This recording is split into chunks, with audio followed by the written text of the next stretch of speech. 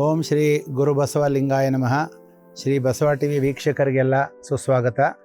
ಎಲ್ಲರಿಗೂ ಈ ದಿನ ನಾವು ಆಹಾರ ಮತ್ತು ಆಧ್ಯಾತ್ಮ ಕಾರ್ಯಕ್ರಮಕ್ಕೆ ನಾವು ನಿಮಗೆ ವಿಶೇಷವಾದಂಥ ಒಂದು ಕಾರ್ಯಕ್ರಮ ನಾವು ನಿಮಗೆ ಪರಿಚಯ ಮಾಡಿಕೊಡ್ತಾ ಇದ್ದೀವಿ. ನನ್ನ ಹೆಸರು ಡಾಕ್ಟರ್ ಶ್ರೀ ಎಸ್ ಕೃಷ್ಣಮೂರ್ತಿ ಅಂತ. ಮನಸ್ಸು ಎರಡು ವಿಧ ಅಂತ, ಎಚ್ಚರ ಮನಸ್ಸು, ಸುಪ್ತ ಮನಸ್ಸು ಅಂತ. ಸುಪ್ತ ಮನಸ್ಸು ಅನ್ನೋದು ಒಳ ಮನಸ್ಸು ಅಂತ ಕರೀತಾರೆ, ಅಥವಾ ಆಳ ಮನಸ್ಸು ಅಂತ ಕರೀತಾರೆ. ಇದು ಎಚ್ಚರ ಮನಸ್ಸು ಅಂದರೆ ಹೊರ ಮನಸ್ಸು ಅಂತ ಕರೀತಾರೆ. ನಾವು ಎಚ್ಚರವಾಗಿರುವಾಗ ನಾವು ಏನು ನಮ್ಮ ಮನಸ್ಸನ್ನು ಉಪಯೋಗ ಮಾಡ್ತೀವೋ ಅದು ಎಚ್ಚರ ಮನಸ್ಸಾಗುತ್ತೆ, ಕಾನ್ಷಿಯಸ್ ಮೈಂಡ್ ಅಂತ ಕರೀತಾರೆ. ಸುಪ್ತ ಮನಸ್ಸು ಅಂದರೆ ಸಬ್ ಕಾನ್ಷಿಯಸ್ ಮೈಂಡ್ ಅಂತ ಕರೀತಾರೆ. ಎಚ್ಚರ ಮನಸ್ಸಿನ ಸುಪ್ತ ಮನಸ್ಸು 10 ಪಟ್ಟು ಆಳ ಮತ್ತು ಶಕ್ತಿಶಾಲಿ. ಸೊ ಇದು ಧ್ಯಾನ ಸ್ಥಿತಿಯಿಂದ ಈ ಸುಪ್ತ ಮನಸ್ಸನ್ನ ತಲುಪಬಹುದು. ಧ್ಯಾನ ಮಾಡಿದಾಗ, ನಿದ್ದೆ ಮಾಡಿದಾಗ ನಾವು ಆಲ್ಫಾ ಲೆವೆಲ್ ಅನ್ನೋಂಥ ಎಚ್ಚರ ಸ್ಥಿತಿಯಿಂದ ನಿದ್ರಾಸ್ಥಿತಿಗೆ, ಅರೆ ನಿದ್ರಾಸ್ಥಿತಿಗೆ ತಲುಪ್ತೀವಿ. ಯಾವಾಗ ನಾವು ಅರೆ ನಿದ್ರಾವಸ್ಥೆಗೆ ತಲುಪ್ತೀವೋ ಆಗ ನಮ್ಮ ಒಳ ಮನಸ್ಸು ಎಚ್ಚರಗೊಳ್ಳುತ್ತೆ, ಅದು ಆತ್ಮದ ಜೊತೆ ಕೆಲಸ ಮಾಡುತ್ತೆ. ಆದ್ದರಿಂದ ನಾವು ಧ್ಯಾನ ಸ್ಥಿತಿ ಒಳಗಡೆ ನಾವು ಏನು ಸಂಕಲ್ಪಗಳು ಮಾಡ್ತೀವೋ ಅದೆಲ್ಲದನ್ನು ಕೂಡ ಫಲಿಸ್ತಾ ಹೋಗುತ್ತೆ. ಅದು ನಮ್ಮ ಒಂದು ಮನಸ್ಸಿನಿಂದ ದೇಹ ಮತ್ತು ಆರೋಗ್ಯಕ್ಕೆ ನಾಂದಿ ಆಗುತ್ತೆ. ಸುಪ್ತ ಮನಸ್ಸು ಎಚ್ಚರ ಮನಸ್ಸಿಗಿನ 10 ಪಟ್ಟು ಬಲಶಾಲಿ ಅಂತ ನಾನು ಈಗಾಗಲೇ ಹೇಳಿದೆ.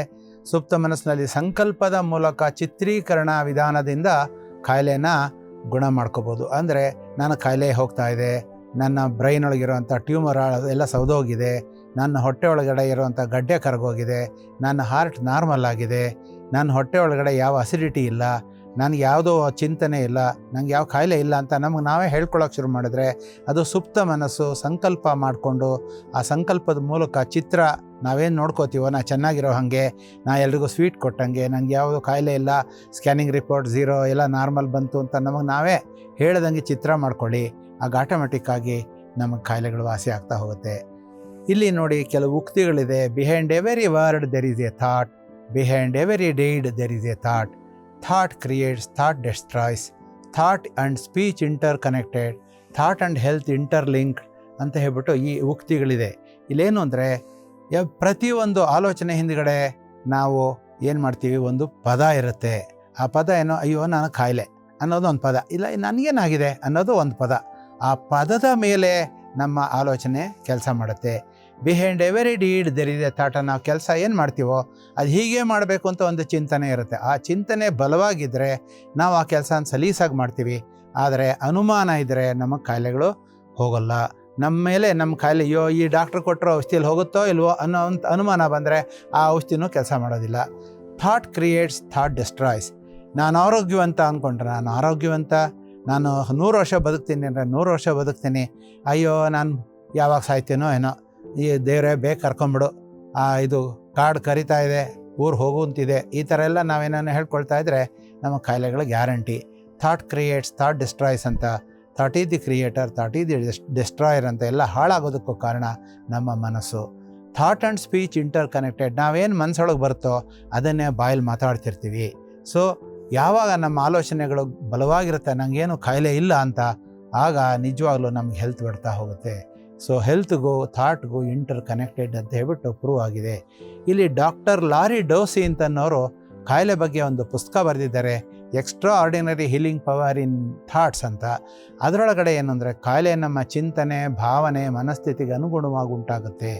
ನಾವು ಯಾವ ಥರ ಚಿಂತನೆ ಮಾಡ್ತೀವೋ, ಯಾವ ಥರ ಭಾವನೆಗಳಿಟ್ಕೊಳ್ತೀವೋ, ಯಾವ ಥರ ಮನಸ್ಥಿತಿ ನಮಗಿದೆಯೋ, ಸಂತೋಷವಾಗಿದ್ದರೆ ನಾನು ಕಾಯಿಲೆ ಇಲ್ಲ, ದುಃಖವಾಗಿದ್ದರೆ ಕಾಯಿಲೆ, ಅನುಮಾನವಾಗಿದ್ದರೆ ಕಾಯಿಲೆ ಗ್ಯಾರಂಟಿ. ಅದೇ ಡಾಕ್ಟರ್ ದೀಪಕ್ ಚೋಪ್ರಾ ಅಂತ ಅನ್ನೋರು ಅದ್ಭುತ ಒಬ್ಬ ಸೈಂಟಿಸ್ಟ್. ಅವರು ಅಮೇರಿಕಾದಲ್ಲಿದ್ದಾರೆ. ನಮ್ಮ ಭಾರತ ದೇಶದ ಒಬ್ಬ ಅದ್ಭುತ ಡಾಕ್ಟ್ರವರು. ಅವ್ರ ಪ್ರಕಾರ ಪ್ರತಿಯೊಬ್ಬರಿಗೂ ಕೂಡ ಉತ್ತಮ ಸ್ವಾಸ್ಥ್ಯ ಸಿಕ್ಕಬೇಕು ಅಂತಂದರೆ ಜೀವನ ಶೈಲಿ ಸರಿಗಿರಬೇಕು. ನಿನ್ನ ಒಂದು ಲೈಫ್ ಸ್ಟೈಲ್ ರಾಂಗ್ ಇದ್ದರೆ ಸಿಕ್ಕಿದ್ದು ತಿನ್ನು, ಸಿಕ್ಕಿದ ಹೊತ್ತಿಗೆ ಮಲಕೋ, ಸಿಕ್ಕಿದ ಹೊತ್ತಿಗೆ ಹೇಳು, ಸಿಕ್ಕಿದವ್ರ ಜೊತೆ ಸಿಕ್ಕಿದ್ದು ಮಾತಾಡೋ, ಸಿಕ್ಕಿದಂಗೆ ಮಾಡು. ಇದಕ್ಕೆ this is called life style. ಆ ಲೈಫ್ ಸ್ಟೈಲ್ ಒಂದು ಸರಿಯಾದಂತಹ ಒಂದು ನಿಯಮ ಪಾಲನೆ ಮಾಡಿಕೊಂಡು ನಾವು ಮಾಡಿದರೆ ಜೀವನ ಶೈಲಿ ಮೇಲೆ ನಮ್ಮ ಒಂದು ಕಾಯಿಲೆ ಸ್ವಾಸ್ಥ್ಯ ಅವಲಂಬಿತವಾಗಿರುತ್ತೆ ಅಂತ ಹೇಳ್ತಾರೆ. ನಮ್ಮ ದೇಹ ತನಗೆ ತಾನೇ ಕಾಯಿಲೆಯನ್ನು ಗುಣಪಡಿಸ್ಕೊಳ್ಳೋ ಶಕ್ತಿ ಇದೆ. ನನಗೆ ನಾನೇ ಕಾಯಿಲೆ ವಾಸಿ ಮಾಡ್ಕೊಳ್ಳೋ ಶಕ್ತಿ ಇದೆ. ಯಾವ ಡಾಕ್ಟ್ರು ಬೇಡ. ಸಕಾರಾತ್ಮಕ ಭಾವನೆಗಳ ಮೂಲಕ ಕಾಯಿಲೆಗಳನ್ನು ವಾಸಿ ಮಾಡ್ಕೋಬೋದು. ನಾವು ಪಾಸಿಟಿವಾಗಿ ಥಿಂಕ್ ಮಾಡಬೇಕು. ಯಾವಾಗ ನೋಡಿದ್ರೆ ನಂಗೆ ಬಿ ಪಿ ಇದೆ, ನಾನು ಶುಗರ್ ಪೇಷೆಂಟು, ಕಾಫಿಗೆ ಸಕ್ಕರೆ ಹಾಕ್ಬಿಟ್ಟಿದ್ದೀರಾ, ಅಯ್ಯೋ ನಾನು ಶುಗರ್ ಪೇಷೆಂಟು, ಈ ಥರ ಹೇಳ್ತಾ ಇರಬಾರ್ದು. ಸಕಾರಾತ್ಮಕ ಕೊಡಿ, ಏನು ಪರವಾಗಿಲ್ಲ, I am all right, I don't have anything ಅಂತ ಹೇಳ್ಕೊಂಡು ಬದುಕು. ಯಾರು ಏನೇ ಕೇಳಿದ್ರೆ ಹೇಗಿದೆಯಪ್ಪ, ಅಯ್ಯೋ ಬರೀ ಕಾಯಿಲೆ ಅದು 1 ಗಂಟೆ ಭಾಷಣ ಮಾಡೋ ಬದಲು ಬೆಟರ್ ಅನ್ನೋದು ಒಂದೇ ವರ್ಡ್ ಸಾಕು. ಐ ಆಮ್ ಬೆಟರ್ ಅನ್ನೋದು ಒಂದೇ ವರ್ಡ್ ಸಾಕು. ಅದೇ ನಕಾರಾತ್ಮಕ ಭಾವನೆಗಳಿಗೆ ಇಟ್ಕೊಳ್ತಾ ಹೋದರೆ ಕಾಯಿಲೆ ಜಾಸ್ತಿ ಆಗುತ್ತೆ. ಯಾವಾಗ ನೋಡಿದ್ರು ಅಯ್ಯೋ ನನಗೆ ಮಂಡಿ ನೋವು, ಅಯ್ಯೋ ನಂಗೆ ಸೊಂಟ ನೋವು, ಇದನ್ನು ಹೇಳಬಾರ್ದು. ಕಾಯಿಲೆಗಳ ಹೆಸರುಗಳನ್ನು, ಕಾಯಿಲೆ ಹಂತನ ಪದೇ ಪದೇ ಹೇಳ್ಕೊಳ್ತಾ ಇರಬಾರ್ದು. ನಂಗೆ ಹಾರ್ಟ್ ಡಿಸೀಸ್ ಇದೆ, ನನಗೆ ಆಂಜಿಯೋ ಪೆಕ್ಟರಿಸ್ ಆಗಿದೆ, ನಂಗೆ ದೊಡ್ಡ ಅರ್ಬುದ ರೋಗ ಬಂದುಬಿಟ್ಟಿತ್ತು, ಕ್ಯಾನ್ಸರ್ ಆಗಿಬಿಟ್ಟಿತ್ತು, ನಾನು ರೇಡಿಯೇಷನ್ ಟ್ರೀಟ್ಮೆಂಟ್ ತೊಗೊಂಡು ಬದುಕಿದ್ದೇ ಹೆಚ್ಚಾಯಿತು, ಈ ಥರ ಎಲ್ಲ ಹೇಳ್ಕೊಳ್ಳೋ ಬದಲು ಏನೋ ಆಗಿತ್ತಪ್ಪ ಈಗ ಚೆನ್ನಾಗಿದ್ದೀನಿ ಅನ್ನೋದನ್ನು ಕಲ್ತ್ಕೋಬೇಕು. ಸೊ ಪುನರುಚ್ಚಾರ ಮಾಡಬಾರ್ದು ಕಾಯಿಲೆಗಳ ಹೆಸರುಗಳನ್ನು. ಉಲ್ಬಣ ಸ್ಥಿತಿಗೆ ಹೊಟ್ಟೋಗ್ಬಿಡ್ತೀವಿ ನಾವು. ಏನಾಗಿರುತ್ತೆ, ಸಣ್ಣ ಕಾಯಿಲೆ ದೊಡ್ಡ ಕಾಯಿಲೆ ಆಗಿ ಪರಿವರ್ತನೆ ಆಗೋದಕ್ಕೆ ಮನಸ್ಸೇ ಕಾರಣ ಆಗುತ್ತೆ. ನೀವೇನು ಚಿಂತಿಸ್ತೀರೋ ಅದರಂತೆ ಆಗತ್ತೆ. ಎಲ್ಲ ರೋಗಗಳು ಕೂಡ ನಮ್ಮ ದೇಹಗಳಲ್ಲಿ ಶಕ್ತಿ ಅಡೆತಡೆಯಿಂದ, ಸೋರುವಿಕೆಯಿಂದ ಆಗುತ್ತೆ ಅಂತ ಇನ್ನೊಂದು ವಿಚಾರ ಇದೆ. All diseases are due to blockage of energy or leakage of energy. ನಾನೀಗಾಗಲೇ ಹೇಳಿದೆ, ಶಕ್ತಿ ಅನ್ನೋದು ನಮ್ಮ ದೇಹದಲ್ಲಿ ಹರಿತಾ ಇರುತ್ತೆ. 72,000 ನಾಡಿಗಳಿರುತ್ತೆ. ಆ 72,000 ನಾಡಿಗಳಲ್ಲಿ ನಾವು ತಿನ್ನುವಂಥ ಆಹಾರ ಎಲ್ಲ ಶಕ್ತಿಯಾಗಿ ಪರಿವರ್ತನೆ ಆಗುತ್ತೆ. ಆ ಶಕ್ತಿ ಎಲೆಕ್ಟ್ರಿಸಿಟಿ ಥರ ಹರಿತಾ ಇರುತ್ತೆ. ಅದು ಬಯೋ ಎಲೆಕ್ಟ್ರಿಸಿಟಿ ಅಂತ ಕರೀತಾರೆ. ಆ ಎನರ್ಜಿ ವ್ಯತ್ಯಾಸ ಆದರೆ ನಮಗೆ ಕಾಯಿಲೆ ಬರುತ್ತೆ.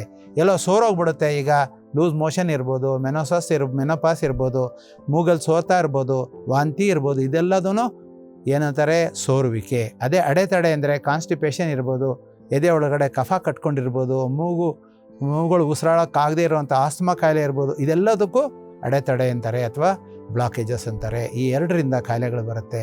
ನಮ್ಮ ಆಲೋಚನೆ ಸಕಾರಾತ್ಮಕವಾಗಿಯೇ ಇರಬೇಕು ಅಂತ ನಾನು ಹೇಳ್ತಾ ಇದ್ದೆ.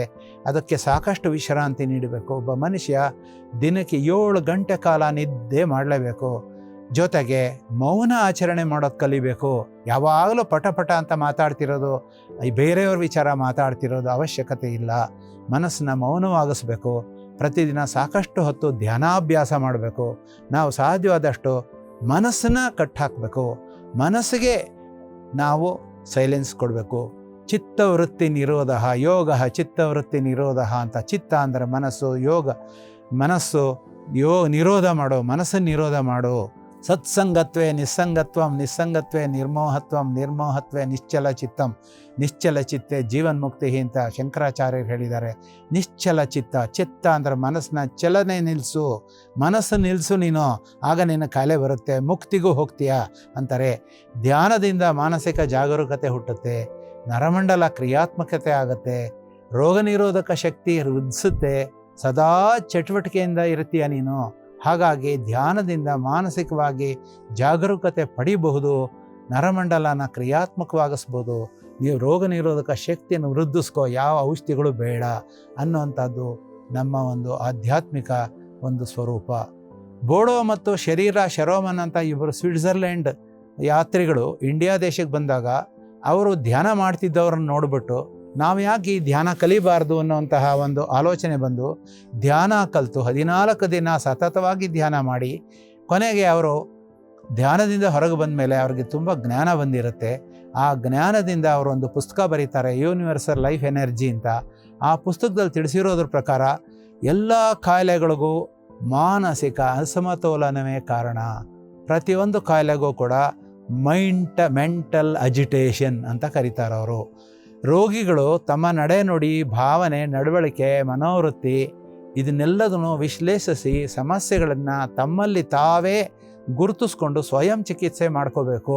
ನಾನೇನು ತಪ್ಪು ಮಾಡ್ತಾಯಿದ್ದೀನಿ, ನಾನು ಯಾಕೆ ಹಿಂಗೆ ಯೋಚನೆ ಮಾಡ್ತಾಯಿದ್ದೀನಿ, ನಾನು ಯಾಕೆ ಇಷ್ಟೊಂದು ತಿಂತಾಯಿದ್ದೀನಿ, ನಾನು ಯಾಕೆ ಇದನ್ನೆಲ್ಲ ತಿಂತಾಯಿದ್ದೀನಿ, ನಾನು ಯಾಕೆ ಅವ್ರಿಗೆ ಹೀಗಂದೆ, ನಾನು ಯಾಕೆ ಅವ್ರಿಗೆ ಇಷ್ಟೊಂದು ದುಃಖ ಮಾಡಿದೆ, ನಾನು ಇವ್ರನ್ನೆಲ್ಲ ಇಷ್ಟೊಂದು ರೇಗ್ತೀನಲ್ಲ, ನಂಗೆ ಯಾಕೆ ಇಷ್ಟು ಅಹಂಕಾರ, ನಂಗೆ ಯಾಕೆ ಎಷ್ಟು ಕೋಪ, ಈ ಥರ ಆಲೋಚನೆಗಳು ಬರ್ತಾ ನಮ್ಮನ್ನು ನಾವು ಪರಿವರ್ತನೆ ಮಾಡ್ಕೋಬೇಕು. We must introspect our self and transform our self ಅಂತ ಒಬ್ಬ ದೊಡ್ಡ ಮಹನೀಯ ಹೇಳಿದ್ದಾನೆ. ಅವರು ಬೋಡೋ ಶರೋಮನ್ ಇನ್ಯಾರೂ ಅಲ್ಲ.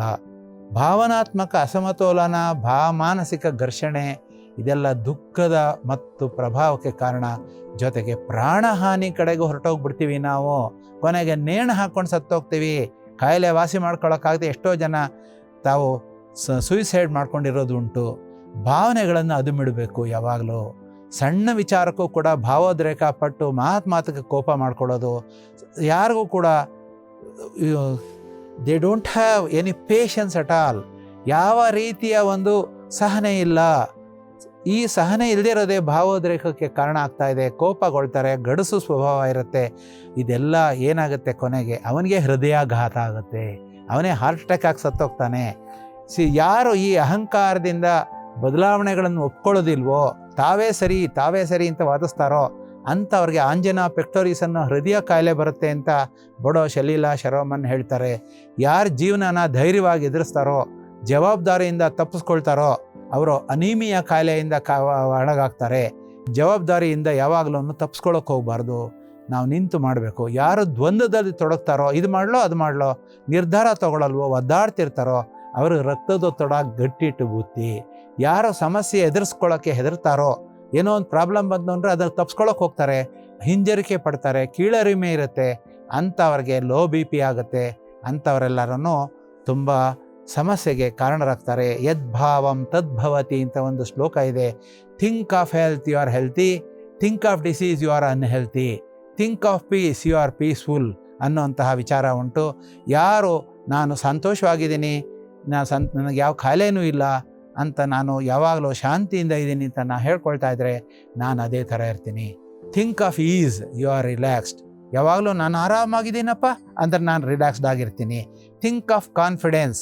ನಾನು ಯಾವ ಕೆಲಸ ಮಾಡೋದಕ್ಕೂ ನನಗೆ ಧೈರ್ಯ ಇದೆ, ಕಾನ್ಫಿಡೆನ್ಸ್ ಇದೆ ಅಂದರೆ you are confident. Negative thoughts yield negative result. ನಕಾರಾತ್ಮಕವಾಗಿ ಯೋಚನೆ ಮಾಡಿ ಕೆಟ್ಟದ್ದು ಯೋಚನೆ ಮಾಡಿದರೆ ನಕಾರಾತ್ಮಕವಾದಂತಹ ಫಲ ಸಿಗುತ್ತೆ, ಪ್ರತಿಫಲ ಸಿಗುತ್ತೆ. Positive thoughts yield positive result. ಸಕಾರಾತ್ಮಕವಾಗಿ ಯೋಚನೆ ಮಾಡು, ಸಕಾರಾತ್ಮಕವಾದಂತಹ ಫಲ ಸಿಗುತ್ತೆ, ಉತ್ತಮವಾದಂತಹ ಜೈಶಾಲಿ ಆಗ್ತೀಯಾ. Think positive reap positive result ಅಂತಂದರೆ ನೀನು ಯಾವಾಗಲೂ ಸಕಾರಾತ್ಮಕವಾಗಿ ಆಲೋಚನೆ ನೋಡು ಬೇಕಾದ್ರೆ ನೀನು ಒಳ್ಳೆಯ ಫಲನ ನೀನು ಕಟಾವು ಮಾಡ್ತೀಯಾ. So think miraculously get miraculous results ಅಂತ ಹೇಳ್ತಾರೆ. ಅದ್ಭುತವಾಗಿ ಆಲೋಚನೆ ಮಾಡು, ಅದ್ಭುತವಾಗಿ ಬಾಳ್ತೀಯಾ. ಸಕಾರಾತ್ಮಕವಾದ ಭಾವನೆ ಆರೋಗ್ಯನ ವೃದ್ಧಿಸುತ್ತೆ, ನಕಾರಾತ್ಮಕವಾದ ಭಾವನೆ ವಿನಾಶಕ್ಕೆ ಕಾರಣ ಆಗುತ್ತೆ ಅನ್ನೋಂಥ ವಿಚಾರ ಇದೆ. ಇಂದಿನ ಆಧುನಿಕ ಬದುಕಿಗೆ ಬದ್ಧತಾಪೂರ್ಣ ಜೀವನ ಶೈಲಿ ಅಗತ್ಯ. ಆಸೆ ಬೇಕು, ಇದಕ್ಕೆಲ್ಲ ಕಡಿವಾಣ ಹಾಕಬೇಕು. ಆಸೆಯೇ ದುಃಖಕ್ಕೆ ಮೂಲ. ಸೊ ಈ ಕಡಿವಾಣ ಹಾಕಲಿಲ್ಲ ಅಂದರೆ ಮನಸ್ಸಿನ ಕ್ಲೇಶ ಹೆಚ್ಚಾಗುತ್ತೆ. ಮನೋನಿಗ್ರಹ ಮಾಡಿದಾಗ ದೇಹಾರೋಗ್ಯ ಜಾಸ್ತಿ ಆಗುತ್ತೆ.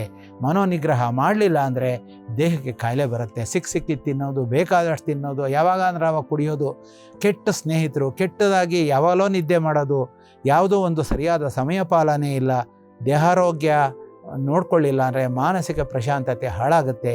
ಮಾನಸಿಕ ಪ್ರಶಾಂತತೆ ಸಿಕ್ಕಲಿಲ್ಲ ಅಂದರೆ ನಾವು ಆಧ್ಯಾತ್ಮಿಕವಾಗಿ ಪ್ರಗತಿ ಸಾಧ್ಯನೇ ಇಲ್ಲ. ಮನುಷ್ಯನಾಗಿ ಹುಟ್ಟಿದ ಮೇಲೆ ಆಧ್ಯಾತ್ಮಿಕವಾಗಿ ಬೆಳಿಬೇಕಾಗತ್ತೆ. ಈಗ ಆಹಾರಕ್ಕೂ ವಿಹಾರಕ್ಕೂ ಇರುವಂತಹ ಒಂದು ವಿಚಾರ ನೋಡೋಣ. ಯುಕ್ತ ಆಹಾರ, ಮಿತಾಹಾರ, ಲಂಘನ ಅಂತ 3 ವಿಚಾರನ ನಾವಿಲ್ಲಿ ಚರ್ಚೆ ಮಾಡೋಣ. ಯುಕ್ತಾಹಾರ ಅಂತಂದರೆ ನಾವು ತಿನ್ನುವಂಥ ಆಹಾರ ಯಾವಾಗಲೂ ಕೃಷ್ಣ ಭಗವದ್ಗೀತೆಯಲ್ಲಿ ಹೇಳಿದಂಗೆ ತಾಮಸಿಕ, ರಜಸಿಕ ಮತ್ತು ಸಾತ್ವಿಕ ಅಂತ 3 ಆಹಾರಗಳಿದೆ. ಅದರೊಳಗೆ ತಾಮಸಿಕ ಅಂದರೆ ತಂಗಳು, ಹಳತಾದದ್ದು, ಫ್ರಿಜ್ಜಲ್ಲಿಡೋದು, ಮಾಂಸ ಆಹಾರ, ಬೇಕರಿ ಪದಾರ್ಥ, ಫಾಸ್ಟ್ ಫುಡ್ಸ್ ಅಂತ ಏನು ಸಿಗುತ್ತೋ ಅದು, ಪಿಷ್ಟ ಪದಾರ್ಥಗಳು ಇತ್ಯಾದಿ, ಇವೆಲ್ಲ ಕೆಟ್ಟದು. ಇವೆಲ್ಲದನ್ನು ತಿಂತಾಯಿದ್ರೆ ಇದೆಲ್ಲದೂ ತಾಮಸಿಕ. ಅಂದರೆ ನಾವು ಜಡತ್ವ, ಸೋಮಾರಿತನ ಜಾಸ್ತಿ ಮಾಡುತ್ತೆ ನಮ್ಮನ್ನು, ಅದರಿಂದ ಕಾಯಿಲೆ ಬರುತ್ತೆ. ಮಾನವನ 3 ಬಿಳಿ ವಿಷ ಆಹಾರಗಳಿದೆ ನಮ್ಮಲ್ಲಿ. ಅವು ಯಾವ್ಯಾವ್ದು? ಸಕ್ಕರೆ, ಉಪ್ಪು, ಹಾಲು. ಈ 3 ಕೂಡ ಅತಿಯಾಗಿ ನಾವು ಸೇವನೆ ಮಾಡಿದ್ರೆ ಕಾಯಿಲೆ ಕಟ್ಟಿಟ್ಟು ಬುತ್ತಿ. ಹಾಲು ಕೂಡ ಅಷ್ಟು ಒಳ್ಳೆಯದಲ್ಲ, ಸಕ್ಕರೆ ಕೂಡ ಅಷ್ಟು ಒಳ್ಳೆಯದಲ್ಲ, ಉಪ್ಪು ಕೂಡ ನಮ್ಮ ದೇಹಕ್ಕೆ ನಮಗೆ ವೈರಿ ಅಂತಲೇ ಹೇಳ್ಬೋದು. ಆದರೆ ಸ್ವಲ್ಪ ತಗೊಂಡ್ರೆ ಏನೂ ತೊಂದರೆ ಇಲ್ಲ. ರಜಸಿಕ ಆಹಾರ ಅಂತಂದರೆ ಎಣ್ಣೆಲಿ ಕರೆದಿರೋವಂಥದ್ದು, ಡಬ್ಬಗಳಲ್ಲಿರೋದು, ಶೀಶೆಗಳಲ್ಲಿ ಸಂಗ್ರಹ ಮಾಡಿಟ್ಟಿರುವಂಥದ್ದು, ಮಸಾಲೆ ಭರಿತ ಪದಾರ್ಥಗಳು ಎಲ್ಲ ಕರೆದಿರೋಂತಹ ಬಜ್ಜಿ, ಬೋಂಡ ಇಂಥದ್ದೆಲ್ಲದನ್ನು ನಾವೇನು ನಾನ್ ವೆಜಿಟೇರಿಯನ್ ಫುಡ್ಡುಗಳು, ಅದರೊಳಗಿರೋಂತಹ ಈ ಎಣ್ಣೆಲಿ ಕರೆದಿರೋದು, ಹಳೆಯದಾಗಿರುವಂಥದ್ದು, ಬಣ್ಣ ಹಚ್ಚಿರುವಂಥದ್ದು ಇಂಥದ್ದೆಲ್ಲ ತಿಂದರೆ ರಜಸಿಕ ಆಹಾರ. ಅದರಿಂದ ನಮಗೆ ಕೋಪ, ಅಹಂಕಾರ, ದ್ವೇಷ ಇದೆಲ್ಲ ಜಾಸ್ತಿ ಆಗುತ್ತೆ. ಸಾತ್ವಿಕ ಆಹಾರ ಅಂದರೆ ತಾಜಾ ಆಹಾರಗಳು, ಹಸಿ ತರಕಾರಿಗಳು, ಸೊಪ್ಪು ಆಹಾರಗಳು, ಹಣ್ಣುಗಳು, ಒಣಗಿದ ಹಣ್ಣುಗಳು, ಇದನ್ನು ಯಥೇಚ್ಛವಾಗಿ ತಿನ್ನಿ. ಎಲ್ಲ ತಾಜಾ ಇರಲಿ. ಜೊತೆಗೆ ವರ್ಜಿನ್ ಎಣ್ಣೆ ವರ್ಜಿನ್ ಎಣ್ಣೆ ಅಂದರೆ ಎಣ್ಣೆ ಕಾಸದೇ ಇರೋವಂಥ ಎಣ್ಣೆ, ಎಲ್ಲ ರೀತಿಯ ತಿನ್ನಬಲ್ಲ ಎಣ್ಣೆ ಇದೆ. ಈಗ ನಾವು ಯಾವಾಗಲೂ ಬರೀ ಪಾಮ್ ಆಯಿಲ್ ತೊಗೊಂಡು ಬಂದು ಅಡುಗೆ ಮಾಡ್ತೀವಿ ಬೆಲೆ ಕಡಿಮೆ ಅಂತ, ತಪ್ಪು. ಅದನ್ನು ನಾವು ಕೆಲವರು ದುಡ್ಡಿರೋರು ಏನು ಮಾಡ್ತಾರೆ, ಎಲ್ಲರೂ ಸೂರ್ಯಕಾಂತಿ ಎಣ್ಣೆ ತಂದು ಉಪಯೋಗ ಮಾಡ್ತಾರೆ. ಆದರೆ ಒಂದೇ ಇರಬಾರ್ದು, ಎಷ್ಟು ಥರ ಎಣ್ಣೆ ಇದೆ. ಇದು sunflower oil, safflower oil, soybean oil, ಕಡಲೆಕಾಯಿ ಎಣ್ಣೆ, ಈ ಥರ ತುಂಬ ಇದೆ. ಎಲ್ಲದನ್ನು ತಂದು ಎಳ್ಳೆಣ್ಣೆ ಇದೆಲ್ಲ ಸಹ ಒಂದೊಂದರೊಳಗೆ ಇರೋವಂಥ ಪದಾರ್ಥ ಇನ್ನೊಂದರೊಳಗಿರಲ್ಲ. ಜೊತೆಗೆ ಮೊಳಕೆ ಕಾಳುಗಳನ್ನು ತಿನ್ನೋದೇ ಇಲ್ಲ ನಾವು. ಹೆಚ್ಚು ಮೊಳಕೆ ಬರೆಸಿ ಮೊಳಕೆ ಕಾಳುಗಳನ್ನು ನಾವು ದ್ವಿದಳ ಧಾನ್ಯಗಳನ್ನು ಹೆಚ್ಚಾಗಿ ಸ್ವೀಕರಿಸಬೇಕು. ಪೌಷ್ಟಿಕ ಸಮತೋಲನ ಆಹಾರನ ಯಾವಾಗಲೂ ತಿನ್ನೋಕ್ಕೆ ಯೋಚನೆ ಮಾಡಬೇಕು. ಧಾನ್ಯ ಪದಾರ್ಥಗಳು ಯಾವಾಗಲೂ ಸಕ್ಕರೆ ಕೊಡುತ್ತೆ. ಸಸಾರಜನಕ ಪದಾರ್ಥಗಳು ಅಂದರೆ ದ್ವಿದಳ ಧಾನ್ಯಗಳು. ಅನ್ನಾಂಗಗಳು ಅಂತಂದರೆ ಅದರೊಳಗಡೆ ಇರುತ್ತೆ. ಲವಣಾಂಶಗಳು ಅಂದರೆ ಅದರೊಳಗಿರುವಂತಹ ಈ ಮ್ಯಾಂಗನೀಸು, ಸಲ್ಫರು, ಈ ಎಲ್ಲ ಸಣ್ಣದ ಸ್ವಲ್ಪ ಮಿನರಲ್ಸ್ ಅಂತ ಏನು ಕರಿತೀವೋ ಅದು ಅನ್ನಾಂಗಗಳು ಅಂತ ಕರೀತಾರೆ, ಲವಣಾಂಶಗಳು ಅಂತಾರೆ.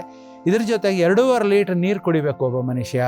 ಸೊ ಒಂದು ದಿವಸಕ್ಕೆ 1 ಗಂಟೆಗೆ 1 ಲೋಟ ಅಷ್ಟು ನೀರು ಕುಡಿದ್ರೆ ಆಗ ಒಂದು ದಿನಕ್ಕೆ 2.5 ಲೀಟ್ರ್ ನೀರಾಗುತ್ತೆ. ಆಗ ಅವನು ಕಾಯಿಲೆ ಬರೋದಿಲ್ಲ. ನಾವು ಯಾವ ಬಾಯಾರಿಕೆ ಆಗುತ್ತೋ ಅವೆಲ್ಲ ಟೀ ಕುಡಿತೀವಿ, ಕಾಫಿ ಕುಡಿತೀವಿ, ಕಾಯಿಲೆ. ಮಿತಾಹಾರ ತಗೋಬೇಕು, ಮಿತವಾಗಿ ತಿನ್ನಬೇಕು. ಯಾವುದನ್ನು ಅವ್ರು ಕೃಷ್ಣ ಭಗವದ್ಗೀತೆಯಲ್ಲಿ ಹೇಳಿದ್ದಾನೆ, ನಾನು ತಯಾರು ಮಾಡಿರೋ ಅಂತ ಸೃಷ್ಟಿ ಮಾಡಿರೋ ಇಷ್ಟೆಲ್ಲ ಆಹಾರ ಇದೆ, ಅದನ್ನು ನೀನು ಎಲ್ಲದನ್ನು ಟೇಸ್ಟ್ ಮಾಡು, ಡೋಂಟ್ ಈಟ್ ಇಟ್ ಅಂತಾನೆ. ಎಲ್ಲದನ್ನು ಸುಮ್ಮನೆ ನೆಕ್ಕಿ ನೋಡು, ಅದನ್ನು ತಿನ್ನೋಕೆ ಹೋಗ್ಬೇಡ. ಹಿತವಾಗಿರಬೇಕು ತಿಂದರೆ. ಹಸಿಯದೆಲೆ ಉಣಬೇಡ, ಹಸಿದು ಮತ್ತಿರಬೇಡ, ಬಿಸಿಬೇಡ, ವೈದ್ಯರನ್ನು ದರ್ಶಿಸಲೇಬೇಡ ಸರ್ವಜ್ಞ ಅಂತ. ಇದೇ ಥರನೇ ಟೇಸ್ಟ್ ಬಟ್ ಡೋಂಟ್ ಈಟ್ ಅಂತ ಹೇಳೋವಂಥ ಕೃಷ್ಣನ ಪದಗಳನ್ನು ನಾವು ಆಚರಣೆಗೆ ತರಬೇಕು. ಲಂಘನ ಅಂತಂದರೆ ಇದ್ರ ಜೊತೆಗೆ ಊಟ ಬಿಡೋದು, ಉಪವಾಸ ಮಾಡೋದು. ವಾರದಲ್ಲಿ ಒಂದು ದಿವಸ 15 ದಿವಸಕ್ಕೆ ಒಂದು ಸತಿ ಊಟ ಬಿಡಬೇಕು.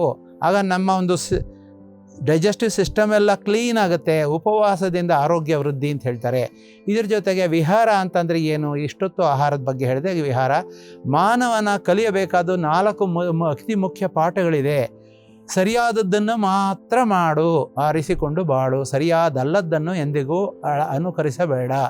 ಯಾವುದನ್ನು ಮಾಡಬೇಕೋ ಅದನ್ನೇ ಮಾಡು, ಮಾಡಬಾರ್ದನ್ನು ಮಾಡಬೇಡ. ಡೂಸ್ ಆ್ಯಂಡ್ ಡೋಂಟ್ಸ್ ಅಂತ. ಡೂ ಅಂದರೆ ಮಾಡಬೇಕಾದನ್ನು ಮಾಡಲೇಬೇಕು, ಮಾಡಬಾರ್ದನ್ನು ಮಾಡಲೇಬಾರ್ದು. ಯಾವುದನ್ನು ಮಾಡಲೇಬಾರ್ದೋ ಅದನ್ನು ಎಂದಿಗೂ ಮಾಡಬೇಡ. ಈ ತತ್ವವಾಕ್ಯನ ಅನುಸರಿಸಿದವರು ಯಾರೂ ತಪ್ಪನ್ನು ಎಂದಿಗೂ ಮಾಡಲ್ಲ. ಇದು ಬಾಳಿನ ಪಾಠ, ಇದು ವೇದ ಅಧ್ಯಯನಕ್ಕೆ ಸರಿಸಮನಾದ ಪಾಠ. ಇಂಗ್ಲೀಷ್ ಭಾಷೆಯಲ್ಲಿ ಇದನ್ನು ಹೀಗೆ ಹೇಳ್ತಾರೆ, follow right only, never choose wrong action, always follow dos only, forget don'ts ಅಂತಾರೆ. ಜೀವನದಲ್ಲಿ ಎಲ್ಲಕ್ಕಿಂತ ಮಿಗಿಲಾದದ್ದು ತಾಳ್ಮೆ, ಸಹನೆ, ಸಹಕಾರ, ಪ್ರೀತಿ. ಇರುವುದರಲ್ಲೇ ತೃಪ್ತಿ ಪಡಬೇಕು. ನನಗೆ ದೇವ್ರು ಎಷ್ಟು ಕೊಟ್ಟಿದ್ದಾನೆ ಅಷ್ಟೇ ಸಾಕು ಅನ್ನೋದನ್ನು ಕಲಿಬೇಕು. ದುಡಿದು ತಿನ್ನಬೇಕು, ಕೂತ್ಕೊಂಡು ತಿನ್ನಬಾರ್ದು. ನಮ್ಮ ಬಾಳು ಮತ್ತೊಬ್ಬರಿಗೆ ಭಾರ ಆಗಬಾರ್ದು. ಕೋಪ, ಅಹಂಕಾರಗಳು ನಮ್ಮನ್ನೇ ಸುಡುತ್ತೆ. ಎಲ್ಲ ಅರಿಷಡ್ ವರ್ಗಗಳು ಅಂದರೆ ಕಾಮ, ಕ್ರೋಧ, ಮೋಹ, ಲೋಭ, ಮದ, ಮಾತ್ಸರ್ಯ. ಇದು ಜೀವನದ ಪ್ರಯಾಣದಲ್ಲಿ ಮೆಟ್ಟಿಲು. ಇಲ್ಲಿ ಮೆಟ್ಟಿ ನಿಲ್ಲಲು ಪ್ರಯತ್ನಿಸಬೇಕು. ಈ ಕಾಮ, ಕ್ರೋಧನ ಮೆಟ್ಟಿ ನಿಲ್ಲಬೇಕು ನಾವು. ಇದೆಲ್ಲವೂ ಮಾನವನು ಮಾಡಬೇಕಾದಂಥ ಸಾತ್ವಿಕ ಗುಣಗಳಾಗಿರುತ್ತೆ. ದೇಹ ಪ್ರಕೃತಿಗೆ ವಿರೋಧವಾದದ್ದನ್ನು ತಿನ್ನಬಾರ್ದು. ನಮ್ಮ ದೇಹಕ್ಕೆ ಯಾವುದು ಸೂಟ್ ಆಗಲ್ವೋ ಅಂತ ಆಹಾರ ತಿನ್ನಬಾರ್ದು. ಮನಸ್ಸೊಪ್ಪದ ಯಾವ ಕೈಂಕರ್ಯವನ್ನು ಮಾಡದಂತೆ ಎಚ್ಚರವಾಗಿರಬೇಕು. ನಮಗಾಗದೇ ಇರೋದನ್ನು ಮಾಡೋಕ್ಕೆ ಹೋಗಬಾರ್ದು. ಸನ್ಮಾರ್ಗದಲ್ಲೇ ಮುಂದುವರಿತಾ ಇರಬೇಕು. ದೇಹಕ್ಕೆ ವ್ಯಾಯಾಮ ತುಂಬ ಅವಶ್ಯಕ. ಏನು ಒಂಚೂರು ಅಲ್ಲಾಡೋದಿಲ್ಲ, ಕೂತ ಜಾಗದಲ್ಲಿ ಎಲ್ಲ ರಿಮೋಟ್ ಕಂಟ್ರೋಲು, ಅದಾಗಬಾರ್ದು. ವ್ಯಾಯಾಮ ರಹಿತ ಜೀವನ ಕಾಯಿಲೆಗಳನ್ನು ಹುಟ್ಟಾಕತ್ತೆ. ಮೆದುಳಿಗೆ 3 ಆಹಾರ ಬೇಕು: ಗಾಳಿ, ಗ್ಲೂಕೋಸು, ನೀರು. ಸೊ ನಾವು ಆರೋಗ್ಯವಾಗಿ ಬದುಕಬೇಕಾದ್ರೆ ವೈಜ್ಞಾನಿಕ ಉಸಿರಾಟ ಪದ್ಧತಿನ ನಾವು ರೂಢಿಸ್ಕೋಬೇಕು. ಅಂದರೆ ದಿನದಲ್ಲಿ ಹಲವಾರು ಬಾರಿ ದೀರ್ಘ ಶ್ವಾಸ ತಗೊಳ್ಬೇಕು, ಅಭ್ಯಾಸ ಮಾಡಬೇಕು. ಸಾಕಷ್ಟು ಗಾಳಿ ಸೇವನೆ ಇಲ್ಲದಿದ್ದರೆ ಮೆದುಳು ತನ್ನ ಕಾರ್ಯಕ್ರಮದಲ್ಲಿ ಕುಂಠಿತಗೊಂಡು ಕಾಯಿಲೆಗಳು ಒಂದೊಂದಾಗಿ ಹುಟ್ಟೋದಕ್ಕೆ ಕಾರಣ ಆಗುತ್ತೆ. ಇದ್ರ ಜೊತೆಗೆ ಗ್ಲೂಕೋಸ್ ನಿರ್ದಿಷ್ಟವಾಗಿ ಇಲ್ಲದೆ ಹೋದರೆ ರಕ್ತಕ್ಕೆ ಬೇಕಾಗಿರೋಷ್ಟು ಆಹಾರ, ಮೆಟಬಾಲಿಸಮ್, ಪಚನ ಕಾರ್ಯ ಸರಿಯಾಗಿರಲ್ಲ, ವಿಷ ಹುಟ್ಟೋಕ್ಕೆ ಶುರು ಆಗಿಬಿಡುತ್ತೆ. ಈ ರೀತಿ ಗ್ಲೂಕೋಸ್ ಒಳಗೆ 2 ಥರ ಗ್ಲೂಕೋಸ್ ಇರುತ್ತೆ. ಒಂದು ಆರೋಗ್ಯಕರ ಗ್ಲೂಕೋಸು, ಮತ್ತೊಂದು ಅನಾರೋಗ್ಯಕರ ಗ್ಲೂಕೋಸ್. ಏನಪ್ಪ ಇದು ಗ್ಲೂಕೋಸಲ್ಲಿ 2 ಥರ ಇದೆ ಅಂತಾರಲ್ಲ, ಅಂದರೆ ಹಸುವಾದಾಗ ನಾವೇನು ಸಕ್ಕರೆ ಅಂಶ ತಿಂತೀವೋ ಅದೆಲ್ಲ ಆರೋಗ್ಯಕರವಾದಂಥ ಗ್ಲೂಕೋಸ್ ಆಗುತ್ತೆ. ಆಗ ನಮ್ಮ ಒಂದು ಪ್ಯಾಂಕ್ರಿಯಾಸು ಬೇಕಾಗಿರುವಂತಹ ಇನ್ಸುಲಿನ್ ಹಾರ್ಮೋನನ್ನು ಬಿಡುಗಡೆ ಮಾಡುತ್ತೆ. ಅದೇ ಹಸುವಿಲ್ಲದೆ ಇರುವಾಗ, ಈಗ ಯಾರೋ ಫ್ರೆಂಡ್ ಸಿಕ್ಕಿದ್ರು, ಬಾರೋ ಟೀ ಕುಡಿಯೋಣ ಅಂದರೆ ಅವನ ಜೊತೆ ಹೋಗು ಟೀ ಹೀರು. ಆಗ ನಮ್ಮ ದೇಹದೊಳಗಡೆ ಪ್ಯಾಂಕ್ರಿಯಾಸ್ ಕೆಲಸ ಮಾಡದೆ ಗ್ಲೂಕೋಸ್ನ ಡೈಜೆಸ್ಟ್ ಮಾಡ್ಕೊಳ್ಳೋಕೆ ಬೇಕಾಗಿರುವಂತಹ ಇನ್ಸುಲಿನ್ ಇಲ್ಲದೆ ಇರೋದ್ರಿಂದ ಅದೆಲ್ಲದನ್ನು ಡಯಾಬಿಟಿಸ್ಗೆ ಕಾರಣ ಆಗುತ್ತೆ. ಇದರಿಂದ ಇನ್ಸುಲಿನ್ ಚೋದಕ ಹಾರ್ಮೋನ್ ಉತ್ಪತ್ತಿ ಆಗಬೇಕು ಅಂದರೆ ನಾವು ಅನಾರೋಗ್ಯಕರವಾದಂಥ ಗ್ಲೂಕೋಸ್ನ ನಾವು ಯಾವಾಗಲೂ ಪಡೀಲೇಬಾರ್ದು. ಪ್ರತಿದಿನ 2.5 ಲೀಟ್ರ್ ನೀರು ಕುಡಿಲೇಬೇಕು. ಇಲ್ಲಾಂದರೆ ನಮ್ಮಲ್ಲಿ ಮೂಳೆ ನೋವು, ಗ್ಯಾಸು, ಅಜೀರ್ಣ, ಚರ್ಮದ ಕಾಯಿಲೆ, ಮೂತ್ರಪಿಂಡ ಕಾಯಿಲೆಗಳು, ಡಿಹೈಡ್ರೇಷನ್ನು, ಈ ಥರದ್ದೆಲ್ಲ ಸಾವಿರಾರು ಕಾಯಿಲೆಗಳಿಗೆ ಕಾರಣ ಆಗೋದಕ್ಕೆ ಕಾರಣ ನಾವು ನೀರು ಕುಡಿದೇ ಇರೋದು. ಯಾವಾಗ ನಾವು ನೀರು ಕುಡಿಯಲ್ವೋ ನಮಗೆ ಅದು ತುಂಬ ಹೆಚ್ಚಿನ ಕಾಯಿಲೆಗಳಿಗೆ ಕಾರಣ ಆಗುತ್ತೆ. ಬಿಸಿಲಿಗೆ ಹೋಗಲ್ಲ ನಾವು, ಯಾವಾಗಲೂ ಎ ಸಿಲಿ ಕೂತ್ಕೋತೀವಿ, ಎ ಸಿ ಕಾರು, ಯಾವಾಗಲೂ ಎ ಸಿ ರೂಮು. ಈಗಂತೂ ಟಿ ವಿ ಇದೆಲ್ಲನೂ ಬಂದುಬಿಟ್ಟ ಮೇಲೆ ಮನುಷ್ಯ ಏನು ಮಾಡ್ತಾನೆ, ಸಂತೋಷ ಜೊತೆಗೆ ಸುಖ ಬಯಸ್ತಾನೆ. ಆ ಸುಖದಲ್ಲಿ ಈ ಎ ಸಿಯಿಂದ ಎಲ್ಲರಿಗೂ ಸೈನಸ್ ಟ್ರಬಲ್ಗಳು ಬರ್ತಾ ಇದೆ, ಬೇಕಾದಷ್ಟು ಆಸ್ತಮಾ ಕಾಯಿಲೆಗಳು ಬರೋದಕ್ಕೆ ಕಾರಣ ಆಗಿದೆ. ಇದಕ್ಕೆ ಹೆಚ್ಚಾಗಿ ಚತುರ್ವಿಧ ಫಲಪುರುಷಾರ್ಥ ಅಂತ ಒಂದಿದೆ. ಇದು ಕಾಮ, ಅರ್ಥ, ಧರ್ಮ, ಮೋಕ್ಷ ಅಂತ ಹೇಳ್ಬೋದು. ಇದು ನಮ್ಮ ಜೀವನದಲ್ಲಿ ಅಳವಡಿಸ್ಕೋಬೇಕಾದ್ದು. ಮೊದಲನೇದು ಕಾಮನೆ ಅಂತಂದರೆ ಆಹಾರ ಸೇವನೆ, ಹಣ ಸಂಪಾದನೆ, ದೇಹ ಸಂಘದ ಬಯಕೆ, ವ್ಯಸನ, ಚಟ, ತೀರಿಕೆ, ಜ್ಞಾನ, ಮೋಕ್ಷ ಬಯಕೆ, ಇದೆಲ್ಲ ಆಸೆಗಳು. ಆಹಾರ ಸೇವನೆ ಅನ್ನೋದು ಒಂದು ಆಸೆ, ಹಣ ಸಂಪಾದನೆ ಮಾಡೋದು ಒಂದು ಆಸೆ, ನಾನು ಸಂಘದ ಬಯಕೆನೂ ಆಸೆ, ವ್ಯಸನ ನಾನೇನೋ ಸಿಗರೇಟ್ ಸೇದಬೇಕು ಚಟ, ನಾನು ಕಾಫಿ ಕುಡಿಬೇಕು ಚಟ, ಅದು ಒಂದು ಆಸೆ. ಈ ಆಸೆಗಳು ಉತ್ತಮವಾಗಿ ಸಕಾರಾತ್ಮಕವಾದ ಆಸೆ ಇರಬೇಕೇ ಹೊರತು ನಕಾರಾತ್ಮಕವಾದ ಆಸೆ ಇರಬಾರ್ದು.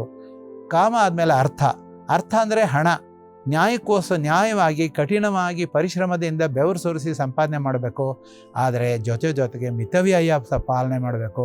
What you earn is what you save ಅಂತ. ನೀನು ಏನು ಸಂಪಾದನೆ ಮಾಡ್ತೀವಿ ಅದರೊಳಗೆ ಒಂದು ಸ್ವಲ್ಪ ಉಳಿಸ್ಬೇಕು. ಧರ್ಮ ಅಂತಂದರೆ ಸತ್ಯವಾಗಿ ಸಂಪಾದಿಸ್ಬೇಕು, ಅದರೊಳಗೆ 10 ಭಾಗ ದಾನ ಮಾಡಬೇಕು. ಇನ್ನು ಉಳಿದಿದ್ದು 90 ಭಾಗ ಏನು ಹೇಳುತ್ತೋ ಆ 90 ಭಾಗನ ಪೂರ್ಣವಾಗಿ ನಿನ್ನ ಕುಟುಂಬಕ್ಕೆ ಉಪಯೋಗ ಮಾಡಬೇಕು. ಜೊತೆಗೆ ಕೊನೆಯದಾಗಿ ಮೋಕ್ಷ.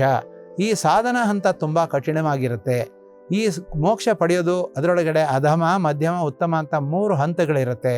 ಅಧಮ ಅಂತಂದರೆ ಪ್ರಾಣಿ ಥರ ಬದುಕೋದು, ಮಧ್ಯಮ ಅಂತಂದರೆ ರಾಜಕೀಯ ವ್ಯಕ್ತಿ ಆಗೋದು, ಜೊತೆಗೆ ಉತ್ತಮ ಅಂತಂದರೆ ಜ್ಞಾನಿಯಾಗಿ ಬದುಕುವಂಥದ್ದು.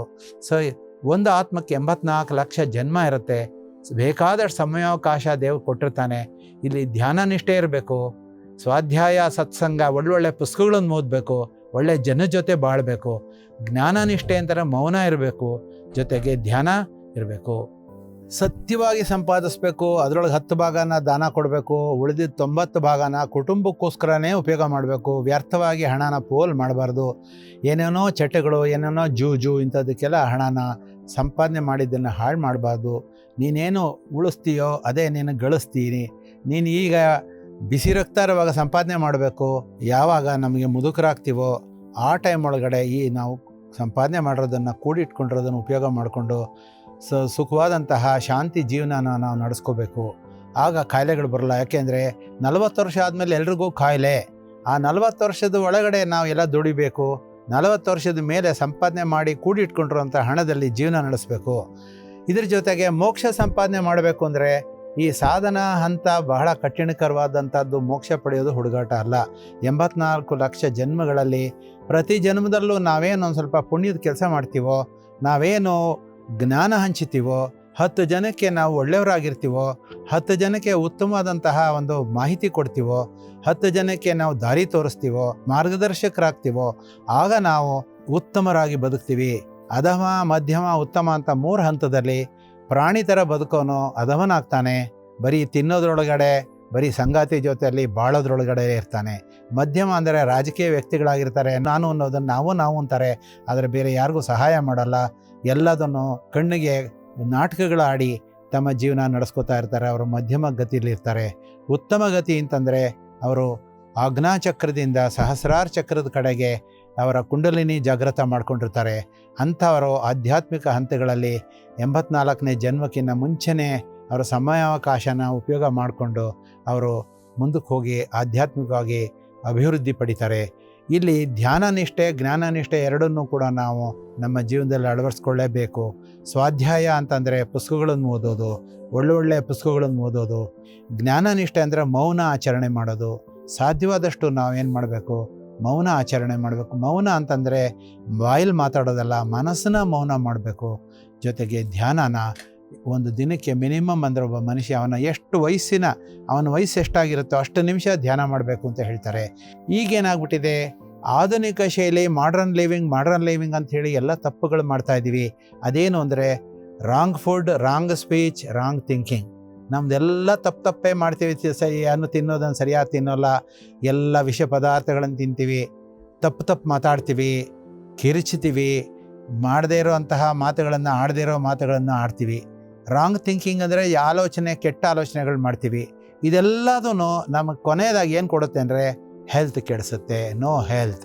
ಆದ್ದರಿಂದ ಒಳ್ಳೆಯ ಹೆಲ್ತ್ ಬರಬೇಕು ಅಂದರೆ ಬದ್ಧತಾಪೂರ್ಣ ಜೀವನ ಶೈಲಿ ಇರಬೇಕು. ಬದ್ಧತಾಪೂರ್ಣ ಜೀವನ ಶೈಲಿ ಅಂತಂದರೆ ಒಂದು ರಿಸ್ಟ್ರಿಕ್ಟೆಡ್ ಲೈಫ್ ಆಗಿರ್ಬೇಕು ನಮ್ಮದು. ರೈಟ್ ಫುಡ್ ತೊಗೋಬೇಕು, ವೆಜಿಟೇರಿಯನ್ ಫುಡ್ಡೇ ತೊಗೋಬೇಕು, ರೈಟ್ ಕ್ವಾಂಟಿಟಿ ಆಫ್ ಫುಡ್ ತೊಗೋಬೇಕು. ಈ ತಿನ್ನೋದನ್ನು ಇನ್ನೂ ಒಂದು ಸ್ವಲ್ಪ ಬೇಕು ಅನ್ನುವಾಗ ನಿಲ್ಲಿಸಬೇಕು. Right way of cleansing through fasting. ನಾವು ಫಾಸ್ಟಿಂಗ್ ಮಾಡ್ತಾ ನಮ್ಮ ಮನಸ್ಸು ಸ್ವಚ್ಛ ಆಗುತ್ತೆ. ಹೀಗೆ healthy mind and healthy body ಅಂತ ನಾವು ಮನಸ್ಸನ್ನ ಸ್ವಚ್ಛವಾಗಿ ಇಟ್ಕೊಂಡ್ರೆ ದೇಹನೂ ಸ್ವಚ್ಛವಾಗಿರುತ್ತೆ. ಸೊ ಇದ್ರ ಜೊತೆಗೆ ನಾವು right thoughts, right action, right speech, limited speech, maintenance of silence ಅಂತ ಈಗೇನು ಹೇಳಿದ್ನೋ ಅದು ರೈಟ್ ಥಾಟ್ಸ್, ಸರಿಯಾದಂತಹ ಒಂದು ಆಲೋಚನೆಗಳು, ಸರಿಯಾದಂತಹ ಕಾರ್ಯಕ್ರಮಗಳು, ಸರಿಯಾದಂತಹ ಅನುಷ್ಠಾನಗಳು, ಸರಿಯಾದಂತಹ ಮಾತುಕತೆಗಳು, ಸರಿಯಾದಂತಹ ಒಂದು ಅವರ ವಾಕ್ ಚಾತುರ್ಯ ಸ್ಪಿರಿಚುಯಲ್ ಆಗಿರಬೇಕು, ಲಿಮಿಟೆಡ್ ಆಗಿರಬೇಕು, ಹೇಳೋದನ್ನು ಸ್ವಲ್ಪವಾಗಿ ಹೇಳಬೇಕು, ಅದು ಅರ್ಥಗರ್ಭಿತವಾಗಿರಬೇಕು. ಜೊತೆಗೆ ಧ್ಯಾನ, ಮೌನ ಎರಡನ್ನೂ ಆಚರಣೆ ಮಾಡಬೇಕು. ಇಷ್ಟನ್ನು ಕೂಡ ನಾವು ಮಾಡಿದ್ದೇ ಆದರೆ ಆಹಾರ, ಆರೋಗ್ಯ, ಆಧ್ಯಾತ್ಮ ಮೂರೂ ಕೂಡ ಜೊತೆ ಒಳಗಡೆನೆ ನಾವು ಖಂಡಿತವಾಗ್ಲೂ ನಡೆಸ್ತಾ ಹೋಗ್ಬೋದು.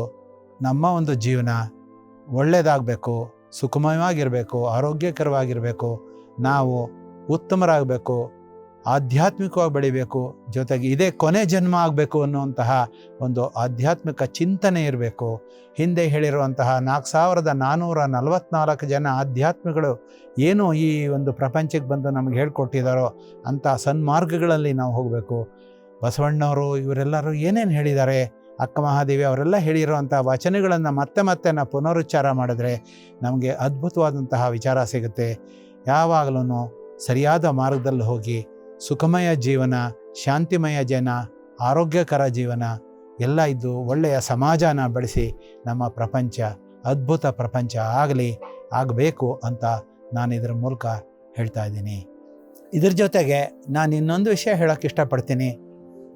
ನಾವು ಮಾನವರಾಗಿ ಹುಟ್ಟಿರೋಗು ನಮ್ಮ ಒಂದು ಹಲ್ಲುಗಳು, ನಮ್ಮ ಒಂದು ಹೊಟ್ಟೆಯ ಜಠರ ಇದೆಲ್ಲದನ್ನು ನಾನೊಬ್ಬ ಡಾಕ್ಟ್ರಾಗಿ ಹೇಳ್ತಾ ಇದ್ದೀನಿ. ನಾವು ನಾನ್ ವೆಜಿಟೇರಿಯನ್ ತಿನ್ನೋಕ್ಕೆ ಲಾಯಕ್ಕಿಲ್ಲ. ನಾವು ಸಸ್ಯಾಹಾರಿಗಳಾಗಿ ಬದುಕಬೇಕು. ನಮ್ಮ ಹಲ್ಲುಗಳು, ನಮಗೆ ಕೋರೆ ಹಲ್ಲಿಲ್ಲ, ನಮ್ಮ ಹೊಟ್ಟೆ ಒಳಗಡೆ ಅಂಥ ಮೂಳೆಗಳನ್ನು ಸವಸುವಂತಹ ಒಂದು ಆಮ್ಲಗಳಿಲ್ಲ. ಅದೇ ಒಂದು ನಾಯಿ ಒಂದು ಮೂಳೆಯನ್ನು ನುಂಗಿದ್ರೆ ಅದು ಹಾಗೆ ಕರಗೋಗ್ಬಿಡುತ್ತೆ ಅದು ಹೊಟ್ಟೆಯಲ್ಲಿ. ಅಂತಹ ಒಂದು ಆಮ್ಲ, ಒಂದು ಆ್ಯಸಿಡ್ ಉತ್ಪತ್ತಿ ಆಗುತ್ತೆ, ಆದರೆ ನಮಗಿರಲ್ಲ. ಆದ್ದರಿಂದ ನಾವು ವೆಜಿಟೇರಿಯನ್ ಫುಡ್ಡನ್ನು ತೊಗೊಳ್ಬೇಕು. ಯಾವಾಗಲೂ ಸಾಧ್ಯವಾದಷ್ಟು fresh vegetarian, fresh vegetables, fresh fruits ಇಂಥದ್ದು ಫ್ರೆಶ್ ಆಗಿರೋದನ್ನ ತಿನ್ನಿ. ಅದರಿಂದ ನಿಮಗೆ ಅದ್ಭುತ ಆರೋಗ್ಯ ಸಿಗುತ್ತೆ, ಸುಖ ಸಿಗುತ್ತೆ. ಆದರೆ ಬೇಯಿಸ್ಕೊಂಡು ಅದನ್ನೆಲ್ಲ ಹಳತು ಮಾಡಿಕೊಂಡು ಅದನ್ನು ಫ್ರಿಜ್ಜಲ್ಲಿ ಇಟ್ಕೊಂಡು ಅದನ್ನು ಕೂಡಿಟ್ಕೊಂಡು ಹಳತು ಮಾಡಿ ತಿಂದರೆ ನಿಮಗೆ ಅನಾರೋಗ್ಯಕ್ಕೆ ಮತ್ತು ಅಂಟು ಜಾಡ್ಯಗಳಿಗೆ ಕಾರಣ ಆಗುತ್ತೆ.